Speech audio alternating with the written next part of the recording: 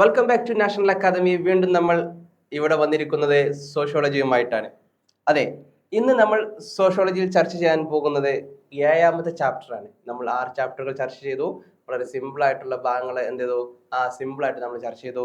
ഇന്ന് നമ്മൾ ചർച്ച ചെയ്യുന്നത് 7ാമത്തെ ചാപ്റ്ററാണ്. ഓക്കെ, അപ്പോൾ NOSന്റെ സോഷ്യോളജിയുടെ 7ാമത്തെ ചാപ്റ്ററിൽ ഇന്ന് എന്താണ് ഏത് വിഷയമാണ് നമ്മൾ ചർച്ച ചെയ്യാൻ പോകുന്നത് എന്ന് വെച്ചാൽ നോക്കൂ, the sociology chapter 7, social structure and social system അല്ലെ, സാമൂഹിക ഘടനയും സാമൂഹികമായിട്ടുള്ള സിസ്റ്റവുമാണ് നമ്മൾ ഇന്ന് നമ്മൾ ചർച്ച ചെയ്യുന്നത്. ഇതാണ് ആ ചാപ്റ്ററിൽ പറയുന്നത്. എല്ലാം സാമൂഹികപരമായിട്ടുള്ള കാര്യങ്ങളാണ് നമുക്കറിയാം. അപ്പോ നമുക്കറിയുന്ന ഒരു സാമൂഹിക ഘടന എന്ന് പറഞ്ഞാൽ ഒരു സമൂഹം എങ്ങനെ അല്ലെ, ഇതിനൊരു കൃത്യമായിട്ടുള്ളൊരു റൂട്ട് ഉണ്ടാകും. അത് തെറ്റിക്കുമ്പോഴാണ് ആ ഘടനകൾ അല്ലെങ്കിൽ ചെയ്തു വരുന്ന ഒരു സിസ്റ്റമാറ്റിക് ഉണ്ടാവും. ആ സിസ്റ്റത്തെ നമ്മൾ മാറ്റിമറിക്കുമ്പോഴാണ് ആ സാമൂഹിക ഘടനയും സാമൂഹിക സിസ്റ്റവും മാറിയിട്ട് ആ സമൂഹം എന്ത് ചെയ്യാം, ആ തകർച്ചയിലേക്ക് പോകാം എന്നുള്ളത്. ഓക്കെ, അത് ചില കാര്യങ്ങൾ എന്താണ് സാമൂഹിക ഘടനയാണ്. ഇപ്പോ ഉദാഹരണത്തിന് നമ്മൾ ചെയ്യേണ്ട കാര്യങ്ങൾ അല്ലെ, ഇപ്പോ മറ്റുള്ളവർക്ക് ഉപകാരം ചെയ്യുന്നത് അല്ലെങ്കിൽ നമ്മൾ അവരെ റൊട്ടീനായിട്ട് ചെയ്തു വരുന്ന കാര്യങ്ങൾ, ഇപ്പോ നമ്മൾ ഭക്ഷണം കഴിക്കുന്ന കാര്യങ്ങൾ, രാവിലെ പ്രഭാതത്തിൽ എണീക്കുന്ന കാര്യങ്ങളൊക്കെ അതൊരു ഘടനയാണ്, സാമൂഹിക ഘടനയാണ്. എന്താണ് ഒരു സോഷ്യൽ സ്ട്രക്ചറാണ് ഇങ്ങനത്തെ കാര്യങ്ങളൊക്കെ. അപ്പോൾ ഇത് എന്തെയ്യും, അതിന് മാറ്റം വരുത്തുമ്പോൾ അല്ലെങ്കിൽ നമ്മുടെ സമൂഹത്തിലെ നീതിയും കാര്യങ്ങളൊക്കെ എന്തിന് സമൂഹത്തിലുള്ള ഒരു ഘടനയാണ്. സമൂഹത്തിൽ നീതി നിലനിൽക്കുക, അതിനു വേണ്ടി പരിശ്രമിക്കുക എന്നുള്ളതൊക്കെ. അപ്പോൾ അതിന് സോഷ്യൽ ഘടനയ്ക്ക് എന്തെയ്യുന്നു, മാറ്റം വരുത്തുമ്പോൾ എന്തെയ്യുന്നു, ആ സമൂഹത്തിന് പ്രശ്നങ്ങൾ വരുന്നു, സംഭവങ്ങൾ എന്തെയ്യുന്നു, മാറി മറിയുന്നു എന്നുള്ളതാണ്.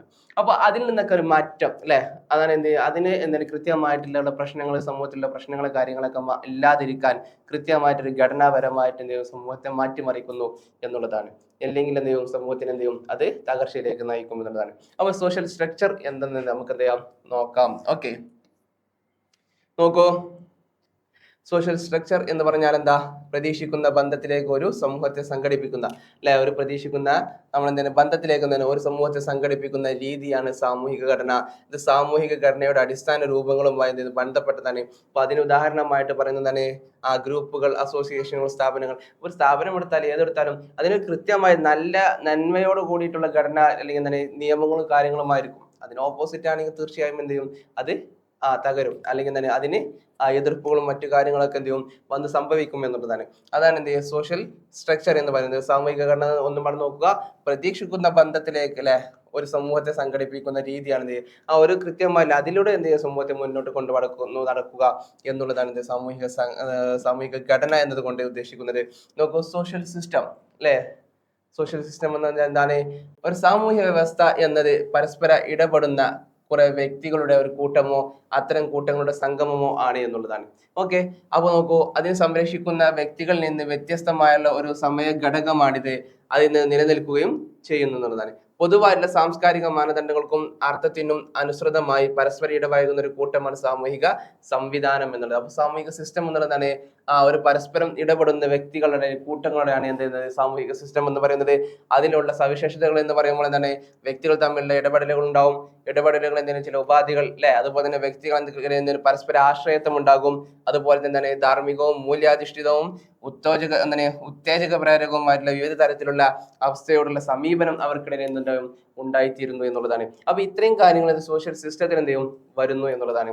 അതിന്റെ സവിശേഷതകൾ, അതിനാണ് സോഷ്യൽ സിസ്റ്റം, അതായത് സാമൂഹിക ഒരു കൂട്ടായ്മ അല്ലെങ്കിൽ സാമൂഹിക വ്യവസ്ഥ എന്ന് പറയുന്നത് എന്നുള്ളത്. ഓക്കെ, അപ്പോൾ സാമൂഹിക സ്ട്രക്ചർ പറഞ്ഞു, ഓക്കെ സാമൂഹിക ഘടന പറഞ്ഞു, അതുപോലെ തന്നെ സോഷ്യൽ സ്ട്രക്ചർ അല്ലെ, സോഷ്യൽ സിസ്റ്റവും സോഷ്യൽ സ്ട്രക്ചറും എന്താണെന്ന് നമ്മൾ എന്ത് ചെയ്തു, ഇവിടെ ചർച്ച ചെയ്തു. ഓക്കെ, ക്ലിയർ അല്ലേ? ഇനി നമുക്ക് പറയാനുള്ളത് സോഷ്യൽ ഓർഗനൈസേഷൻസ് അല്ലെ. സോഷ്യൽ ഓർഗനൈസേഷൻ എന്ന് പറഞ്ഞാൽ എന്താ, എന്നാൽ ആളുകളുടെ ക്രമീകരണമാണ്. അത് പള്ളികൾ, സമപ്രായക്കാരുടെ ഗ്രൂപ്പുകൾ, രാഷ്ട്രീയ പാർട്ടികൾ, ഇവയെല്ലാം സോഷ്യൽ ഓർഗനൈസേഷന് ഉദാഹരണങ്ങളാണ്. ഈ ആളുകളുടെ ഒരു ക്രമീകരണമാണ് കോളേജ് എന്നാൽ അവിടെ തന്നെ ഒരു പ്രിൻസിപ്പാൾ, ക്ലർക്ക്, അധ്യാപകർ, കുട്ടികൾ എന്നിവരുടെ ഒരു കൂട്ടമാണല്ലോ സോഷ്യൽ ഓർഗനൈസേഷൻ എന്ന് പറയുന്നത്. അപ്പോൾ ഓരോരുത്തർക്കും അവരുടേതായ കടമകളും അവരുടേതായ പ്രവർത്തനങ്ങളും ഉണ്ട്. എല്ലാവരും തമ്മിൽ ബന്ധങ്ങൾ ഉണ്ടായിരിക്കും. രാഷ്ട്രീയ സ്ഥാപനങ്ങൾ സോഷ്യൽ ഓർഗനൈസേഷൻ എന്നതിന് ഒരു ഉദാഹരണമാണ്. ഇത്രയും കാര്യങ്ങളാണ് മെയിനായിട്ട് ഈ ചാപ്റ്ററിൽ തന്നെ ചർച്ച ചെയ്യുന്നത് എന്നുള്ളതാണ്. ഓക്കെ, നമ്മൾ സോഷ്യൽ സ്ട്രക്ചർ എന്താണെന്നും സോഷ്യൽ സിസ്റ്റവും സോഷ്യൽ ഓർഗനൈസേഷനും നമ്മൾ എന്ത് ചെയ്തു, ചർച്ച ചെയ്തു. ഇനി സോഷ്യൽ സിസ്റ്റത്തിന്റെ അടിസ്ഥാനങ്ങൾ എന്തെല്ലാം എന്നുള്ളതാണ്. ഓക്കെ, നോക്കൂ, അറിവും വിശ്വസ്തതയും ഉണ്ടായിരിക്കും എന്നുള്ളതാണ്. മറ്റൊന്ന് വൈകാരികതമായിരിക്കും. ലക്ഷ്യങ്ങൾ നേടാൻ എന്തായിരിക്കും, അവർ ഒന്നിച്ച് കൂടി നിൽക്കും എന്നുള്ളതാണ്. പദവിയും പങ്കും അവർക്കിടയിൽ ഉണ്ടാവും. അപ്പൊ അവർക്കിടയിൽ ഒരു റാങ്കുകൾ, ഓരോരുത്തർക്കും ഓരോരുത്തരുടേതായ പദവിയും എന്ന് വെച്ചാൽ വ്യക്തിക്ക് സമൂഹത്തിൽ ഒരു റാങ്ക് ഉണ്ട് അല്ലെ, അത് അവർക്ക് നൽകിയിരിക്കും. അതുപോലെ തന്നെ അധികാരം എന്തുണ്ട്, സമൂഹത്തിലുള്ള ചിലർക്ക് എന്തിനും അത് അധികാരം നൽകുന്നു. അതുപോലെ തന്നെ അധികാരം അല്ലെ അംഗീകാരം ഉണ്ടായിരിക്കും. അംഗീകാരം രണ്ട് തരത്തിലുണ്ടാവാം. അതിന് പോസിറ്റീവായിട്ടും നെഗറ്റീവായിട്ടും എന്ത് ചെയ്യാം, അവർക്ക് അംഗീകാരം ഉണ്ടായിരിക്കാം. അപ്പോൾ ഈ നമ്മുടെ സോഷ്യൽ സ്ട്രക്ചറും അതിന്റെ ഘടനയും അതിന്റെ സവിശേഷതയും അതുപോലെ തന്നെ സോഷ്യൽ സിസ്റ്റവും അതിന്റെ മെയിൻ ആയിട്ടുള്ള അടിസ്ഥാന കാര്യങ്ങൾ എന്തെല്ലാം എന്നുള്ളതൊക്കെ നമ്മൾ ചർച്ച ചെയ്തു. ഇനി നമുക്ക് പറയാനുള്ളത് ഈ ചാപ്റ്ററുമായി ബന്ധപ്പെട്ട ഒന്ന് രണ്ട് വൺ വേർഡ് ക്വസ്റ്റ്യൻസുകൾ നമുക്കറിയാം. മെയിൻ ആയിട്ടുള്ള ക്വസ്റ്റ്യൻസുകൾ നമുക്കറിയാം അല്ലെ, കാരണം എക്സാമിന് നമുക്കറിയാം മെയിൻ ആയിട്ട് വൺ വേർഡ് ക്വസ്റ്റ്യൻസുകളൊക്കെ കൂടുതലായിട്ട് ഇപ്പോൾ ആഡ് ചെയ്തിട്ടുണ്ട്. അതുകൊണ്ട് തന്നെ വൺ വേർഡ് ക്വസ്റ്റ്യൻസുകൾ ഒന്ന് രണ്ട് മൂന്നാല് നമ്മൾ ഇവിടെ ചർച്ച ചെയ്യാം.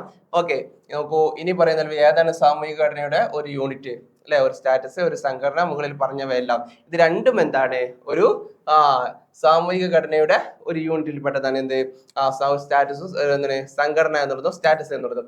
നോക്കൂ, രണ്ടാമത്തെ ക്വസ്റ്റ്യൻസ് നോക്കൂ. സാമൂഹിക ഘടനയുടെ പ്രധാന ഘടകം എന്നുള്ളതാണ് അല്ലെ. സാമൂഹിക ഘടനയുടെ പ്രധാന ഘടകം കൂട്ടം, സ്ഥാപനങ്ങൾ, മനുഷ്യർ. ആരാണ്? മനുഷ്യനാണ് ഒരു സാമൂഹിക ഘടനയുടെ പ്രധാന ഘടകം എന്നുള്ളത്. ഇനി ഒരു സ്റ്റാറ്റസ് എന്നാൽ എന്താണ്? ദ സ്റ്റാറ്റസ് ഈസ് എന്താണ്, ഒരു ഗ്രൂപ്പിലെയോ സമൂഹത്തിലെയോ സാമൂഹികമായി നിർവചിക്കപ്പെട്ട സ്ഥാനമാണ്, അല്ലെങ്കിൽ ഒരാളിൽ നിന്ന് പ്രതീക്ഷിക്കുന്ന സാമൂഹികമായി നിർവചിക്കപ്പെട്ട പെരുമാറ്റമാണ്, അല്ലെങ്കിൽ മുകളിൽ പറഞ്ഞവയെല്ലാമാണ്. നോക്കൂ, എന്താണ് സ്റ്റാറ്റസ് എന്ന് പറഞ്ഞാൽ ഒരു ഗ്രൂപ്പിലോ സമൂഹത്തിലോ സാമൂഹികമായി നിർവചിക്കപ്പെട്ട സ്ഥാനത്തിനാണ് ഇത് സ്റ്റാറ്റസ് എന്ന് നമ്മൾ പറയുന്നത്. ഓക്കെ, ഇത്രയും കാര്യങ്ങളാണ് നമ്മൾ ഈ ചാപ്റ്ററിൽ ചർച്ച ചെയ്തത്. ഓക്കെ, മെയിൻ ആയിട്ടുള്ള കാര്യങ്ങളൊക്കെ ഇത്രയാണ്. നിങ്ങൾ ഇതിനേക്കാൾ ആഗ്രഹിക്കുന്നുവെങ്കിൽ, അല്ലെങ്കിൽ ഇതിനേക്കാൾ ക്ലാസ്സുകളെ അല്ലെങ്കിൽ ക്ലാസ്സിനെ ഡീപ്പായിട്ട് നിങ്ങൾ മനസ്സിലാക്കാനും, അതുപോലെ തന്നെ എക്സാമിന് അധിഷ്ഠിതമായിട്ടുള്ള അല്ലെങ്കിൽ കൃത്യമായിട്ട് എക്സാമിന് നമ്മൾ ഫോക്കസ് ചെയ്യുന്ന ക്വസ്റ്റ്യൻസുകളും കാര്യങ്ങളും, വൺ വേർഡ് ക്വസ്റ്റ്യൻസുകളാവട്ടെ അല്ലെങ്കിൽ വിശദീകരിച്ചുകൊണ്ടുള്ള അല്ലെങ്കിൽ എസ് എ ക്വസ്റ്റ്യൻസുകളാവട്ടെ, ഏത് തരം ക്വസ്റ്റ്യൻസുകളും അടങ്ങിയിട്ടുള്ള ക്വസ്റ്റ്യൻ ബാങ്കുകളും തയ്യാറാക്കിയിട്ടാണ് നാഷണൽ അക്കാദമി ഇപ്പോൾ ഉള്ളത്. ആ നാഷണൽ അക്കാദമിയിൽ നിങ്ങൾ അഡ്മിഷൻ എടുത്തുകൊണ്ട് നിങ്ങളുടെ +2 വിജയം ഉറപ്പുവരുത്തുക. Thank you.